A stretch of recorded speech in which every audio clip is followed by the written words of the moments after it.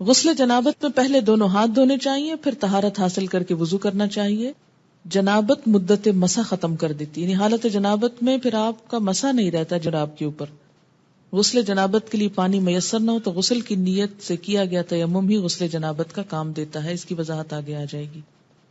سوال ہے، کیا حالت جنابت میں بچے کو دودھ پلا سکتے ہیں؟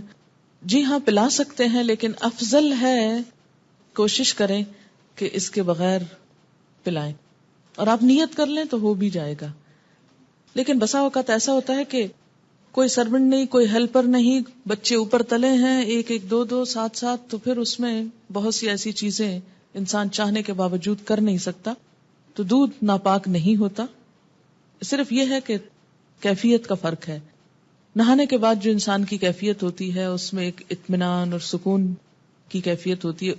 جتنی ماں پرسکون ہوگی اور اس حالت میں بچے کو دودھ پلائے گی اتنا ہی بچے پہ اچھا اثر ہوگا.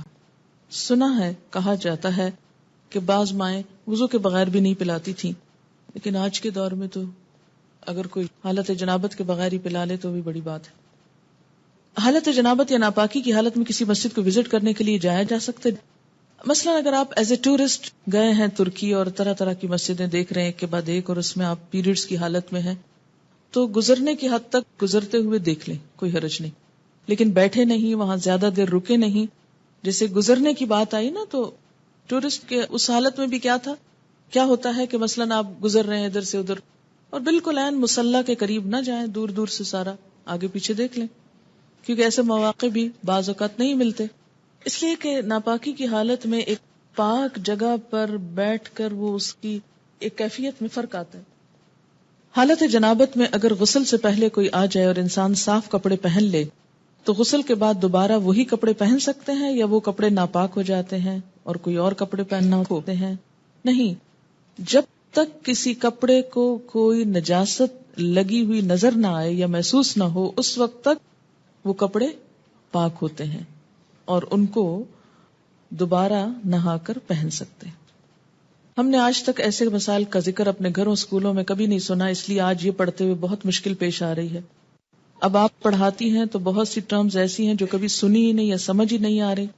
مثلاً احتلام کیا ہوتا ہے؟ یہ ٹرم تو کبھی اردو یا انگلش میں سنی ہی نہیں، لا حول ولا قوت. تو کبھی اردو یا انگلش میں اس طرح مزی ویٹ ڈسچارج کیا ہوتا ہے؟ میں ان میرڈ ہوں، شاید اس لیے بھی چیزیں مجھے سمجھ میں نہیں آ رہی. نہیں، مزی اور احتلام کا تعلق میرڈ یا ان میرڈ ہونے سے نہیں ہے. احتلام ہوتا ہے نیند کی حالت میں کوئی ایسا خواب انسان دیکھے کہ جس کے بعد وہ کافی مقدار میں ویٹ ڈسچارج اپنے جسم پر پائے اور ایسا گمان ہو جیسے خدا نخواستہ سوتے ہوئے پیشاب نکل گیا ہے جسم سے.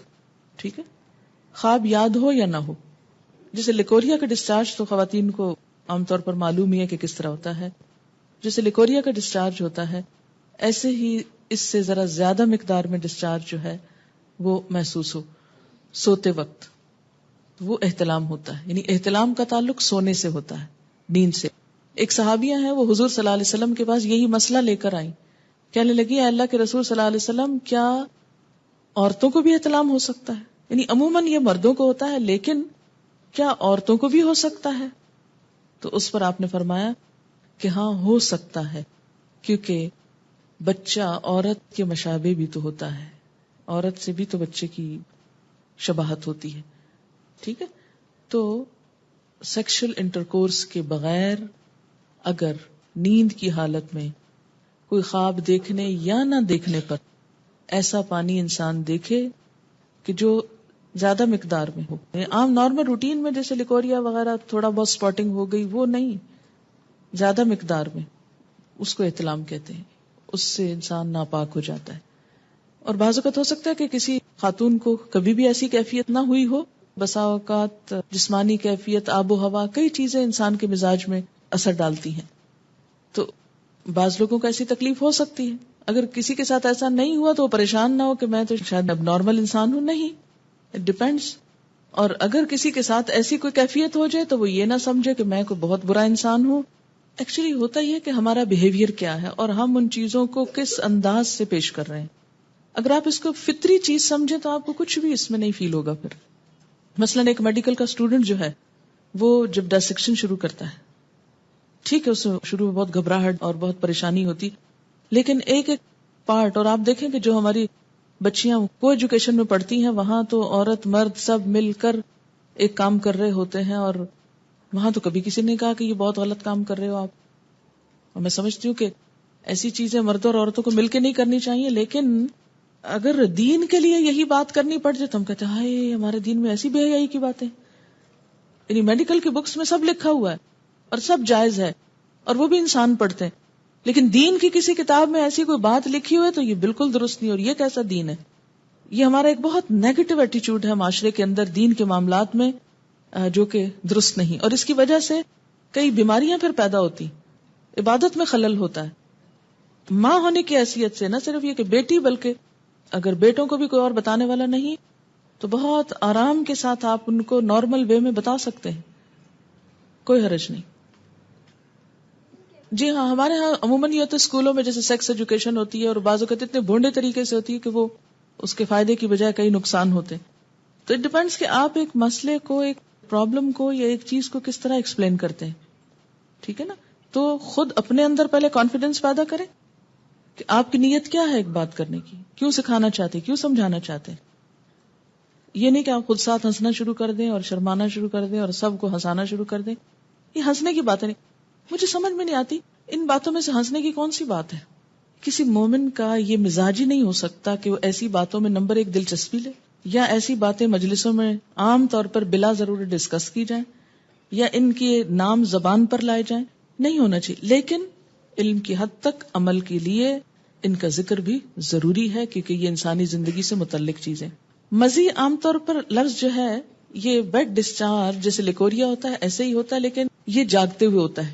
یہ نیند کی حالت میں نہیں، یہ جاگنے کی حالت میں ہوتا ہے. اور اس میں عموماً ایسا ہوتا ہے کہ مثلاً کوئی ایسا سین آپ نے دیکھا ہے ٹیلی ویژن میں، یا ایسی کوئی کتاب پڑھی ہے، یا کوئی بھی ایسی چیز کہ جس سے جسم کے اندر خلل آتا ہے، یعنی انسان کے ایموشنز جو ہیں وہ ڈسٹرب ہوتے ہیں. تو ایموشنز کے فرق سے یہ ڈسچارج ہوتا ہے. یعنی لیکوریا جو ہوتا ہے بغیر ایموشنز کے ہوتا ہے، لیکن یہ ایموشنل کیفیت کے ساتھ ہوتا ہے. ایموشنل کیفیت کے ساتھ جو ویٹ ڈسچارج ہوتا ہے اس سے استنجا بھی لازم ہے اور وضو بھی لازم ہے، لیکن نہانا لازم نہیں. وہ بھی ہو سکتا ہے کوئی سائیکولوجیکل پرابلم ہو سکتا ہے یا کچھ بھی اس کو نام دے سکتے ہیں. لیکن مزی میں لفظ آپ یوں سمجھے جیسے مزہ لفظ ہے نا، یہ اسی سے نکلا ہے یہ لفظ. ٹھیک ہے. ایک بچی کی ریسنٹلی شادی ہوئی، اس نے ایک میل مجھ کو کی، وہ اس قدر بیچاری پریشان، چھوٹی سی عمر کی بچی تھی، شادی ہوگی، اس کو شاید پہلے سے کسی نے کچھ نہیں بتایا، نہ ماں بتاتی نہ کوئی اور، جو ضروری چیز ہے وہ کوئی نہیں بتاتا اور فضول میں بہت کچھ پڑھ لیتے. تو اب وہ کچھ بہت ہی جینون جو اس کے شوہر کے رویے تھے ان پر وہ اس قدر خوف زدہ تھی اور پریشان کہ شاید میرے ساتھ کوئی بہت ہی گناہ کا کام ہو رہا ہے اس طرح. تو ایسا کیوں ہے؟ اس لیے کہ یا تو اس کو اتنا چھپایا گیا اور بتایا ہی نہیں گیا، یا یہ ہے کہ بلو پرنٹس بچے چھپ چھپ کے دیکھیں تو ماں باپ کو خبر نہ ہو. ان رویوں میں بہت نارمل اور بہت فطری انداز میں، نیچرل انداز میں آپ کو بہیو کرنے کی ضرورت ہے. سوال ہے، مزی والا کپڑا دھونے کا موقع نہ ہو اور گھر سے باہر کسی ایسی جگہ پر ہو کہ بدل بھی نہ سکے اور نماز کا وقت آئے تو کیا نماز پڑھ سکتے ہیں؟ اس میں ہر انسان کو اپنی کیفیت کا پتا ہوتا ہے. یہ بالکل ایسے جیسے لیکوریا کا ڈسچارج ہے، تو اس میں ڈسچارج کے بعد استنجا ضروری ہے. اگر استنجا کرنا ہے آپ کو تو پھر دھونے کا موقع کیوں نہیں آخر؟ اور آگے آپ انشاءاللہ ڈیٹیل پڑھیں گے کہ بعض اس طرح کے سپاٹس جو ہیں وہ صرف کھرچنے کریدنے سے ہی، یعنی ان کو اگر رب کر دیا جائے اور جھاڑ دیا جائے تو وہ صاف ہو جاتے ہیں. کیا جنابت کی حالت میں کھانا تیار کیا جا سکتا ہے؟ جی بالکل کیا جا سکتا ہے. ایسا ہے کہ اگر آپ اپنے بچوں کو کوئی چیز بول کے نہیں ایکسپلین کر سکتے کہ جھجک آتی ہے اور بڑے ہو گئے ہیں یا کچھ، تو لکھ کر دیجئے. جاگتے ہوئے اگر کچھ خیالات کے بعد اگر کم ڈسچارج، بات یہ ہے کہ کم ہو یا زیادہ ہو، جو ڈسچارج ہے اس کے لیے استنجا اور وضو دونوں ضروری ہے. ایک لڑکی کی ماں نہ تھی، چچی اور کچھ آنٹیز رہتی تھی. جب اس بیچاری کو پیریڈز ہوئے تو اس نے بھائیوں کو بتایا، کیونکہ بھائیوں سے چھوٹی تھی. وہ بھائی پریشان ہو گئے، ڈاکٹر کے پاس لے جانے لگے. تو لڑکی کے والد جب گھر آئے تو انہوں نے چچی سے کہا اور اس طرح. تو وہ یعنی بعض اوقات ایسی چیزیں پھر بہت امبیرسمنٹ کا سبب بن جاتی ہیں نا، کہ جب بچوں کو آپ ماں نہیں بتا رہی جو ان کی سب سے بڑھ کے خیرخواہ ہے، تو پھر وہ کیا کرتی ہیں، سہیلیوں سے پوچھتی ہیں، اوروں سے پوچھتی ہیں، ادھر ادھر سے کوئی ان پہ ہنستا ہے، کوئی مذاق اڑاتا ہے، اور یہ ساری زندگی یہ چیزیں خوف کی چیزیں بن کے رہ جاتی ہیں. تو اس سے بہتر ہے کہ وہ اوروں سے جا کے پوچھیں، کیوں نہ آپ ان کو بتائیں خود. بیڈ ڈسچارج میں کیا کپڑے چینج کرنا یا دھونا ضروری ہے؟ اگر آپ کہیں باہر ہو یا آپ کو فیل ہی نہ ہو، دیکھیے کہ اس کیفیت کا تعلق ہی فیلنگ کے ساتھ ہے. اگر فیلنگ ہی نہیں ہے تو جسٹ نارمل بات ہے. یعنی بعض لوگ اسٹرانگ ہوتے ہیں اور ان کو چھوٹی چھوٹی باتوں پہ فیلنگ نہیں آتی ایسی، تو ان کو پریشان ہونے کی ضرورت نہیں. تو پھر کیا بغیر وضو کے نماز پڑھ لیں؟ جی ہاں، جب فیلنگ ہی نہیں ہے تو پھر وضو کی ضرورت ہی نہیں، پھر نماز بھی پڑھ سکتے ہیں. ٹین ایجر لڑکوں کو اگر احتلام ہو تو نہانا واجب ہے. جی ہاں، یہی تو اب تک رونا رویا گیا ہے کہ اس سے غسل واجب ہو جاتا ہے، لازم ہو جاتا ہے، نماز نہیں ہوتی ہے. لیکن کتنے ہمارے ٹین ایجرز کو پتا ہے؟ یہ بھی دیکھ لیجئے. کیا احتلام سوئے بغیر بالکل نہیں ہو سکتا؟ نہیں، احتلام نیند کے ساتھ اس کا تعلق ہے، چاہے خواب دیکھا جائے یا نہ. اس کا روٹ کیا ہے؟ جائیے اس پہ ذرا. احلام، لام میم حلم، خواب. تو اسی سے باب افتعال ہے، احتلام، خواب دیکھنا.